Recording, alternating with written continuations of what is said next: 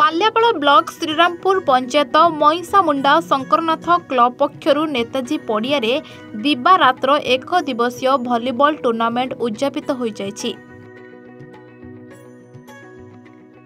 प्रतियोगिता रे मईसामुंडा आर्मी हरियाणा नेपुरा सूर्य शिक्षा ओडिशा फायर बाल्यापाड़ स्टूडेंट क्लब वेस्ट बेंगल आदि 5टी दल अंशग्रहण करथिले। फाइनल मैच नेपुरा सूर्य शिक्षा और बाल्यापाड़ स्टूडेंट क्लब मध्य अनुष्ठित होइथिला। एथिरे नेपुरा सूर्य शिक्षा दल चैंपियन होइथिबा बेले बाल्यापाड़ स्टूडेंट क्लब दल रनर्स अप होइथिला।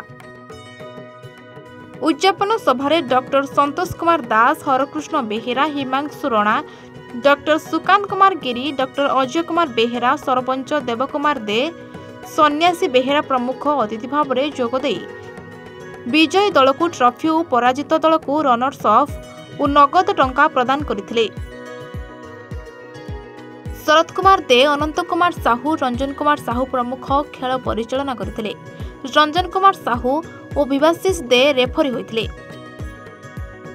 एही अवसर में पूर्वतन सैनिक शरद कुमार दे, रमाकांत साहू, विनोद साहू, रत्नाकर साहू, विश्वनाथ साहू प्रमुख को क्लब पक्षरु संबर्धित करा जायतिला। अनंत कुमार साहू धन्यवाद अर्पण करथिले। कुमार दे, सरपंच श्रीरामपुर ग्राम पंचायत।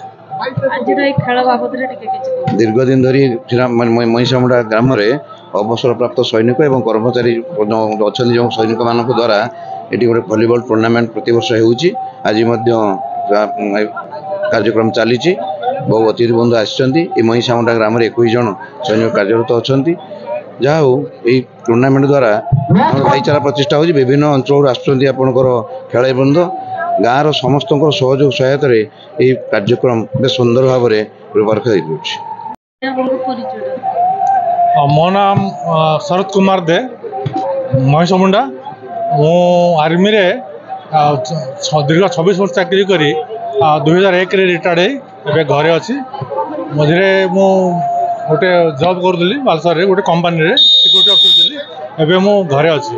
केते वर्ष ले भलीबॉल टूर्नामेंट खेल ए टूर्नामेंट दीर्घ 2 दशंधि धरी आज माने माने हे आसुची। तकरीबन एटा 2005 रु आरंभ होई आज 2024 आनी पूरा दीर्घ 20 वर्ष होला कंटिन्यू कलानी। मुला रंजन कुमार साहू जड़े खेल शिक्षक एवं ओडिशा वॉलीबॉल एसोसिएशन रेफरी, जड़े कबड्डी राज्य स्तर रेफरी एवं जड़े खोखो भी राज्य स्तर रेफरी। आज जो प्रोग्राम टी होउची केते वर्ष हलानी और केते दिन पर्यंत चलिबो खेलानी कोन?